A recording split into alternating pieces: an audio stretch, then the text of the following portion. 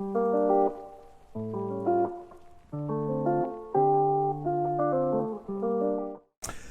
good morning, good afternoon, good evening. This is the sixth installment of Rising Stars with Luphumlo Joka, and today we are joined by Dr. Randall Jonas. So I'm very, very excited about this installment and this conversation that we're going to have. If you haven't watched our previous episodes, I'd encourage you to go on YouTube, to go on the Moodle platform and just look at the content that we've put out. And just in case you're wondering about what Rising Star is and what this program is all about, this is a platform for emerging student leaders that seeks to empower, develop, and just inspire people that want to make a difference and that want to grow as leaders in whatever space that they may find themselves in. And yes, I've got Dr. Jonas with me. Dr. Jonas, thank you so much for taking your time and for being with us. And I just want to get straight into it because I'm looking forward to hearing some of your thoughts on leadership. But maybe let's start with, for first year or second year students who have never heard of Dr. Jonas, who would you say Dr. Jonas is? Thank you, Luphumlo, and thank you very much for the honor and the privilege to be part of this exciting series in leadership development for our young people.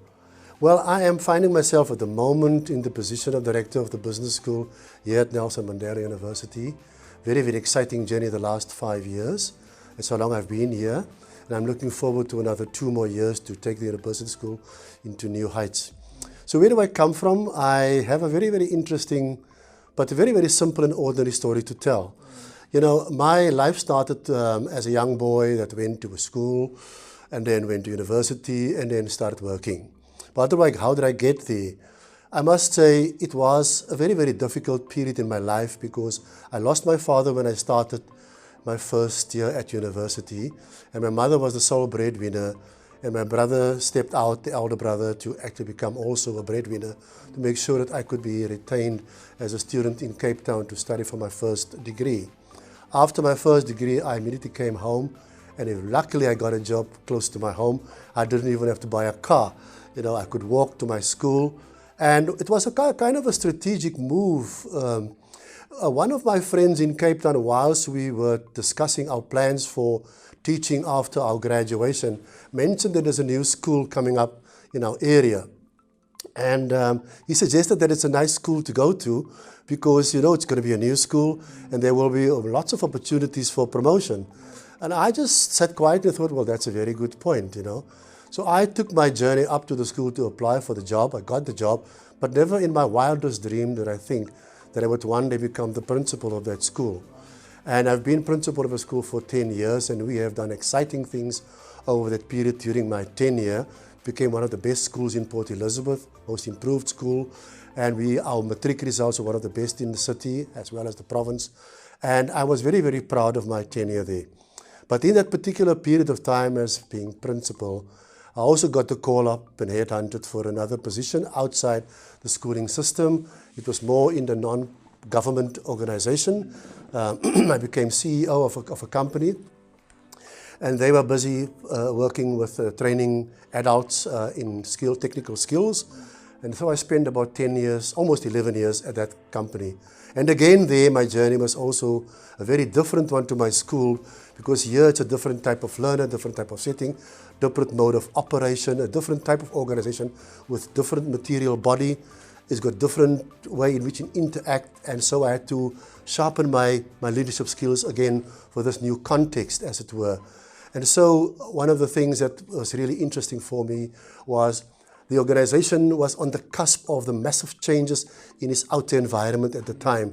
There was huge changes in the legislative sphere, how training institutions must be run. The Skills Development Act came into being, the CETAs and all of that. So my work became quite intensive to bring about that transformation for this organization still to be relevant and to be able to navigate the new complexities and uncertainties at that particular point in time.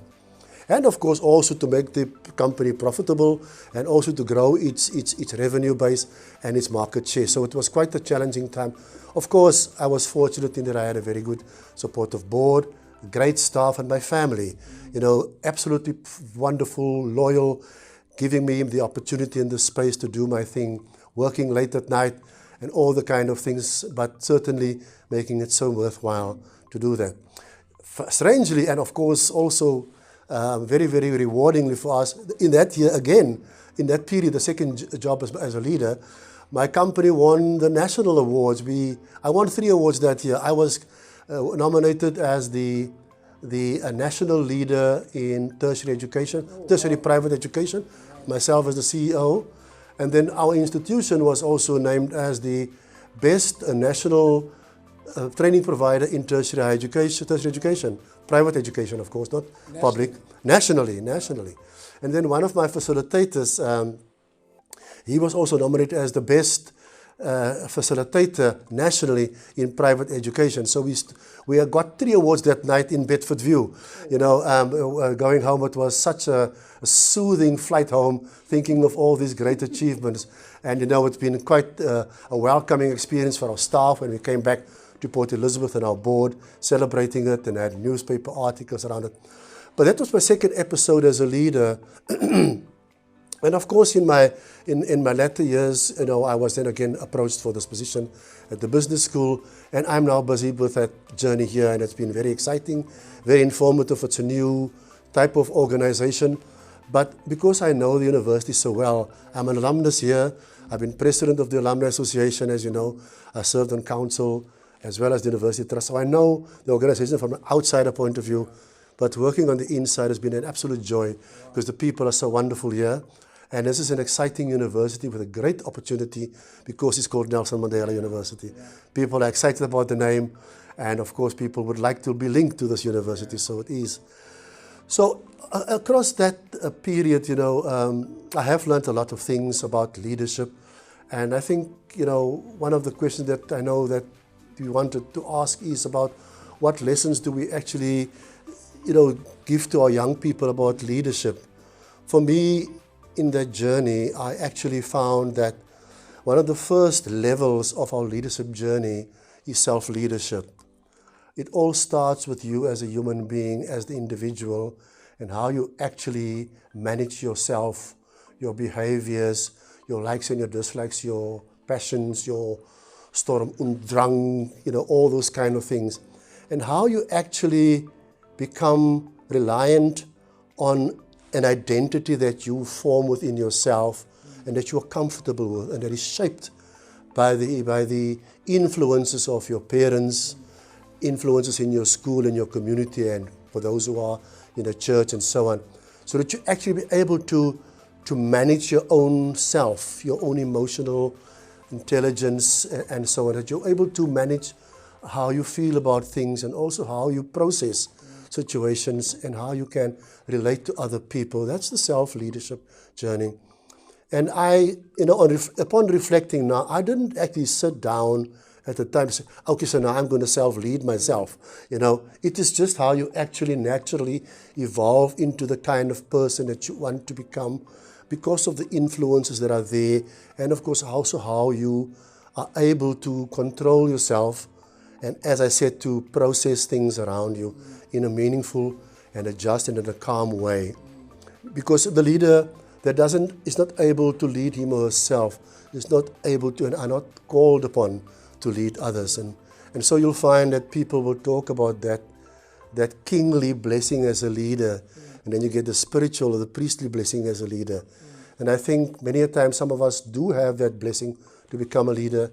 I believe that I've been giving that blessing because I've had these 3 wonderful epochs in my life. Yes, we have spoken about that. And certainly, I believe once you've got that sorted out, you are able to then also relate to humanity. You know, leaders cannot evolve as leaders in isolation. They evolve within a certain human space. And our own humanity determines the caliber of the leadership that we give to people and to organizations. So it's pretty much a deep dive into who I am as a person and who I work with and who I relate to as a person, and understanding that person's humanity as he or she understands my humanity. That's the second level of leadership in my journey. that I have actually experienced. But let me pause there, maybe give you a chance for reflection, and then maybe I can go further. Yeah, you've spoken about the second question I was going to ask, because I was going to say you have so much experience and you've worked in different spaces, you've engaged with different people. So my second question was going to be, when you reflect, when you think back in terms of your leadership journey, what are some of the things that you've picked up along the years that young people can emulate and young people can sort of, think upon and inculcate so that they themselves become better leaders? So I think you've spoken about self-leadership as one thing, the ability to know yourself and to lead yourself before you can lead others. I think that's so important, because if you look at the country, we look at where we are, we look at what's happening in all spaces, politically, in the business world, you'd find that people are put in leadership positions, and when you sort of interrogate the lives of those people, you discover that these people can't lead themselves, they can't lead their families, So I guess my next question to you, Dr. Jonas, on a very maybe authentic level would be, when you think back, what are some of those experiences? If I look back at my life, there are certain experiences that I've had that have changed my perspective in terms of leadership, that have ignited something within me. I was having a conversation with Advocate Tandekolo Ngala, I'm not sure if you know him, last week, and he spoke about passionate service as one of the key fundamentals of being able to grow as a leader. So in your perspective, are there any experiences that you've had in your life that have sort of shifted how you view life and leadership generally, that you'd maybe like to share with people out there that are interested in hearing? Yes, of course. I think it's difficult to pinpoint anything in particular within the context of our leadership. One needs to think very, very hard about it. And I know you've actually done that before when you wrote your first book on the leader shift, the personal reflection. Yeah. It is something we all probably have to do sometime. And it starts with writing our autobiography, writing your biography in life and writing about those episodes and then reflecting on what it means to you. But maybe not a specific event that I can say, but over the years, I have never actually set about myself the one-sided ambition of being a leader. I've always had the altruistic view of being people-focused and tuned into other people. And that is where Advocate Golos actually speaks about passion. That is where your passion comes from as leaders, is when you are able to think in the altruistic terms of people around you and not just that one personal, individual agenda and mission to be a leader. If I can interject, but where does that come from? Because I think it's missing in society. It is, and I think it's got probably a lot to do with how you are wired as a person and your upbringing, but also your worldview and your view of other people. I think I've got a very empathetic, innately empathetic view of people. I can become emotional when I look at somebody that has got some adverse situation. And I can immediately right there strike up a prayer for that person and move on. That's why I'm saying it's that emotional wiring within you, that spiritual wiring that gives you that passion and that care for other people, that connection. And that is an intelligence that you need, that you develop to see into other people's emotional tanks, how low they are or how full they are. And when people's emotional tanks are low, they are at the lowest ebb and they need upliftment. And your passion, your prayer or your encouragement for that person, that warmth, that passion that you bring, lifts the emotional tank levels and it lifts the person out of his or her situation. And it is something that is very simple, is by caring, by greeting, by being warm to a person, by giving of this life energy to other people. And you feel it and you sometimes see it in conversations, how well you get the rapport with a person. And sometimes there is just this wall that never gets broken down. So in many ways, that makes a person as a leader able to relate to people. And once you have broken down those barriers and you can relate to people around you, people don't see walls between you and them. They relate to you as a leader. It makes the leadership role so much more easier, and people accept you and they believe and they trust in you. And their loyalty then is birthed also as a result of that in that relationship. So it is, it is that kind of, that connection. I am, one of the episodes that I will remember from when I retired from my first position as principal of the high school. The staff had several students, several farewell little sessions, And the one big surprise for me was the lady teachers in the school. They wanted their own farewell with me, without any of the male teachers. And of course, I felt very, very charmed. I mean, wow, some beautiful woman that staff wanted to have a meeting with me. And you felt, wow, but you never knew what it was all about. And so we went into the school library actually for this meeting, and they sat me down and they had nice, lovely eats and so on. And then what struck me most about that is that each of the women in that staff, and I think there was about 18 of them, each one of them read me a dedication about my leadership style and about the fact that I have given them a humane side of leadership and also making space for women in the organization. And remember, I'm talking about the 80s now, the early 90s, when women in leadership, and particularly in the government sector or schools, it was virtually non-existent. And they felt that I've given women a voice. That was a profound affirmation for me of my leadership style, that I didn't know what it was all about. But I was just being myself, natural self. And it sort of evolved into the script, that you must be able to relate to people and to connect to them emotionally, that will actually get that kind of accolades that they will give back to you. Some of them wrote poems about it. They've given it to me, they've written it to me in handwriting. Some have typed it out at that time. And I've bound it up, and I'm keeping it in my study. And sometimes you feel like you want to read it just to affirm, and you discover about yourself what other people say about you more than what you know about yourself, because they see it in you.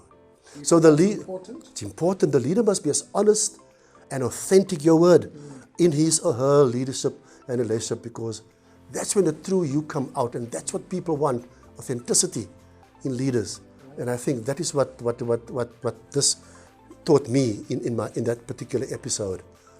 Yeah, and so there's also another thing I think about leaders is to remain dignified. Of course, being a leader, you're not always getting things easily. There's always criticism from the highest and the public community. People will make comments about the school, about the institution, about your leadership. You always need to remain dignified, never to go into public debates, and never challenge a person that is actually attacking you in public. Leaders remain dignified because they know the truth. Because in essence, whatever people may criticize you for, you know that you stood in the truth for that particular matter. And so you don't have to worry to be able to try to defend yourself. And I think I've learned in my experience that public discourse around leadership issues is sometimes not very helpful. Sometimes it is better to say nothing and to remain dignified and to hold true to the values that matter in leadership, to the attitudes and the behaviors that matters in leadership, instead of you be trying to make a point and win points, because leaders don't win points. Leaders don't go out there to win points and score points. Leaders are just authentic about what the outcomes would be, number one, for the person individually, and number two, for the organization. And this brings me to my definition of how I see leadership. Leaders does not exist for themselves. They exist for the people they work with, the underlings, if you want to call it that, subordinates, they become an instrumentality for those people to become all that they can become. They are not for themselves. Leaders make other people thrive. They create opportunity and make available resources, encourage people to become all they can become. So they are instrumental in that. That is what leaders really have to do. Leaders must not be the ones that stand up and I have done. Leadership does not have an I at the beginning of that word. It is about being for other people. That's why I spoke about the altruistic philosophy that is embedded in leadership theory. And then my other point about leadership is obviously that it is also, I think, critical for leaders today to be able to relate to the organization which they lead in its totality. They must understand that the organization has a specific identity. Nelson Mandela University has got a distinct identity. Apart from it being a merged institution from the old UPE, the Technicon, and of course a little bit of Vista, to becoming this what do you call it, comprehensive university that caters to the needs of all South Africans, that speaks in a language for all South Africans. And that is its distinctive identity. And having on top of that, you know, the iconic Nelson Mandela brand being given to its name, I think this university's social conscience is so strong. It is so powerful. It has become a very, very underrated but certainly significant vehicle for social change and social transformation. So, and I think as a leader in this business school, I am tuned into that. I'm wired for that kind of calling as a leader. And I think that is how I lead this organization as a business school, to be constantly aware of our social dynamics and the role that higher education must play in the bigger scheme of things. I always said to them when I came here, you're giving me a very fleshy boardroom, smart office and everything, but certainly I don't want to be a director of a business school that just sits in a boardroom.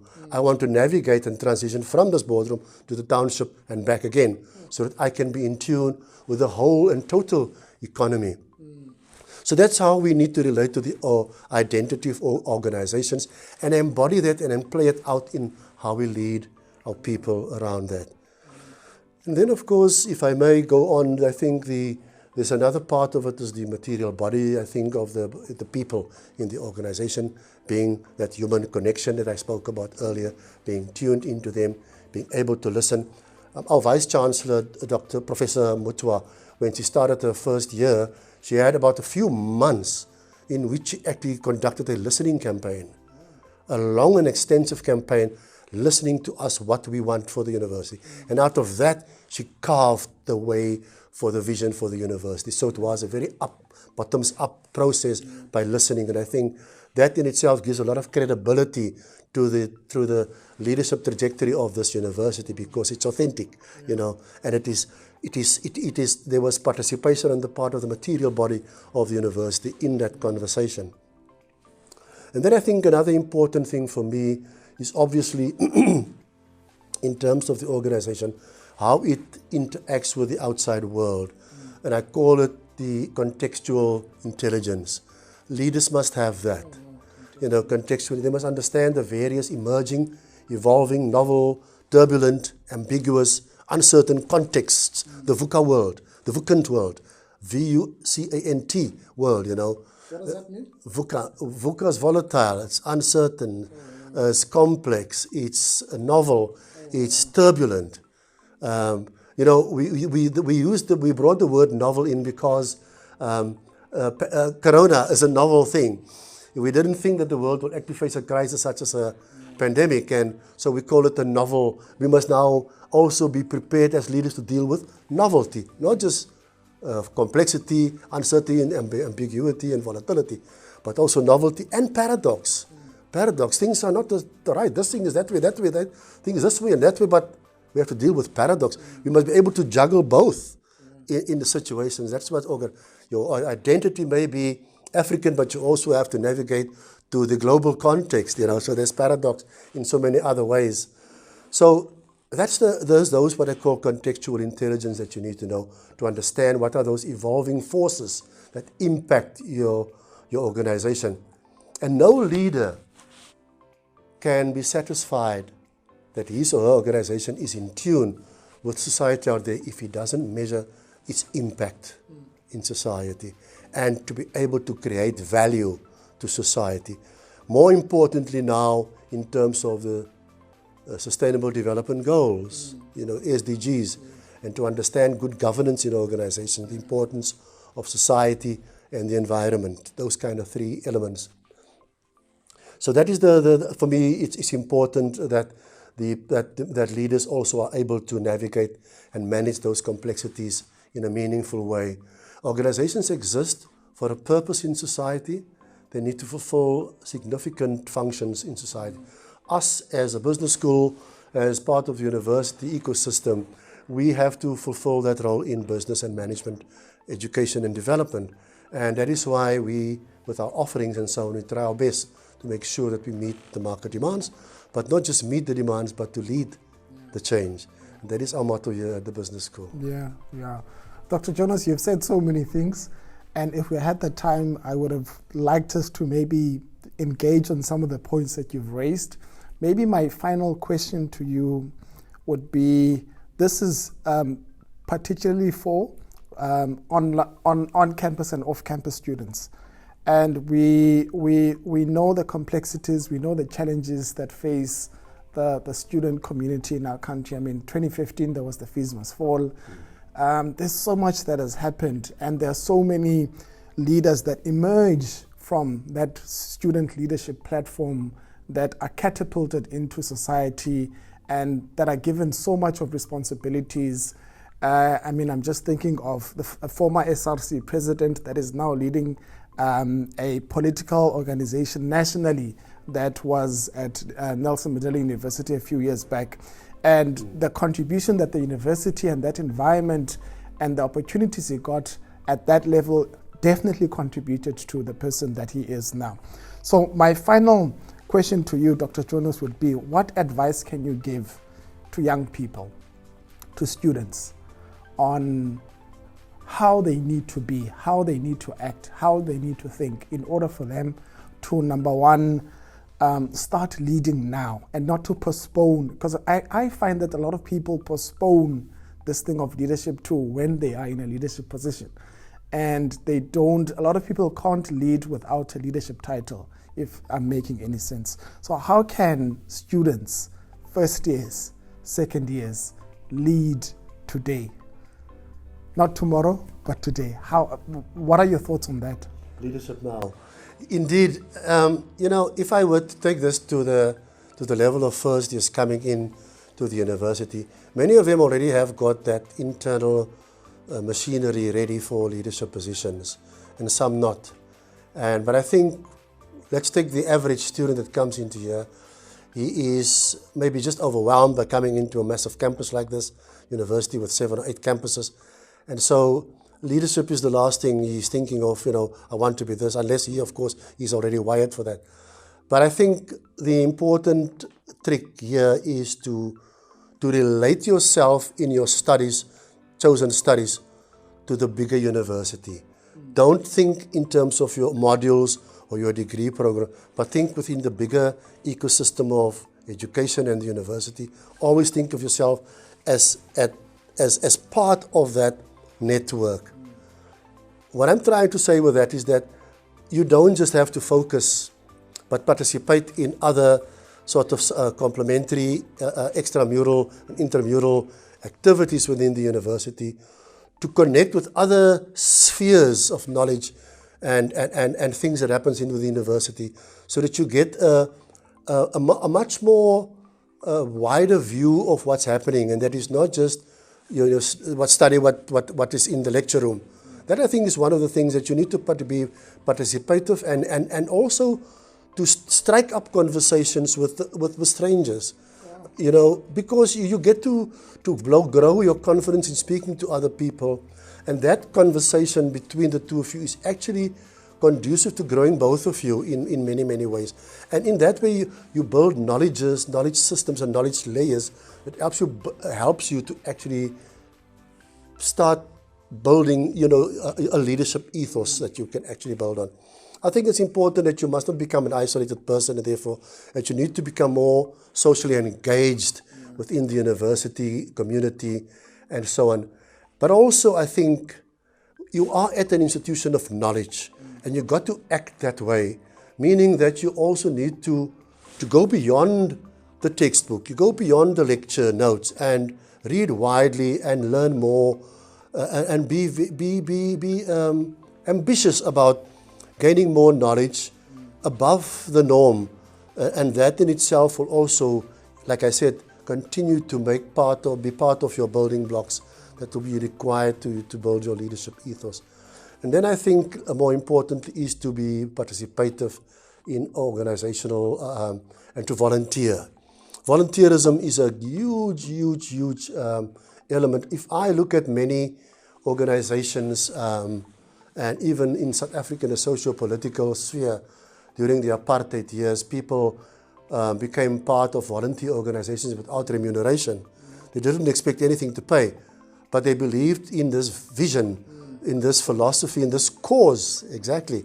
And by being part of that, they built their networks, but also the intelligences about issues, so much more so that it is not as if they now were ready for leadership. Leadership jumped into their hands. In other words, the steering wheel, or the what do you call it now? When you ride a horse, the reins fell into their hands, and they knew just how to keep the horse on track because of these natural abilities that they've actually acquired. It became embedded in their knowledge base. So young people should not seek just a nice time at campus. Campus is a nice place. There is a time for nice times, but it also, you got to be ambitious about being a successful student and a leader, more than what you are ambitious about being fashionable and cool and nice and partying all the time. And I know I'm tramping on a lot of toes here, but I'm going to say this. I've had the very good privilege of meeting two young gentlemen at this university who came to my office in this very boardroom and put their case before me a few years ago, and I saw leaders straight from the word go. I was mesmerized with their intelligence, with their ambition, their vision, their thinking. And we had several meetings in this room about their journeys. We're still connected on the social media. But they now on their own, they've become entrepreneurs, successful. I'm not saying that they have become big businesses, but I can see that they are by going places. So there's a lot of talented people out there, that just need to have the right conversation with the right person. And maybe that is in my final word to our young students, is to go out there searching for the right role model to talk to help you fashion your leadership journey for you and put you on that trajectory. That person is not going to do it for you. It's just a person that is a sounding board, a person that can actually be a mirror for you and to help you maybe to frame your thinking here and there. But at the end of the day, it's a journey that you will walk, alone will walk. And those two men that I'm talking about, they are very well known in this campus. I admire them for what they've become. And I think many of our young people need to maybe take a leaf out of their books, how they have started their life journey. So I think all in all, I'm excited about, this is what I said to them. When they came into my office and into this room, I said to them, you know what? I am now comfortable, having listened to the caliber of your thinking, your vision, your belief systems. I am comfortable to go there and say to the people my age, you know what? I think we're in pretty good hands. The next cohort of leaders coming up, these gentlemen that I'm speaking to, they've got it right. They are right. They're properly wired for the leadership of this country, for this world, in fact. Of course, there are many instances where you can't say that. But I think there is a cohort of them, and I've seen it here at this university, and I hope that this series that Global Leadership Consultants is actually doing with the university, I hope that this series will actually engender that conversation amongst our young people that this is where Nelson Mandela University, this is where leadership starts in Africa. Wow. And this is the university that we must actually start a conversation that each of our students must find him or herself a mentor here, whether it be a lecturer or a professor or an admin clerk, that help you to carve out your leadership journey for the betterment of Africa and South Africa. Wow, that's so powerful. Dr. Jonas, thank you for your time. And I know that we are going to get so much feedback from this conversation from both students and the community at large. And that brings us to the end of this episode.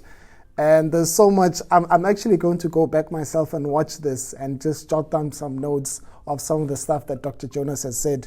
Well, thank you for tuning in and hoping to see you in the next installment of Rising Stars. My name is Luphumlo Joka. Stay blessed.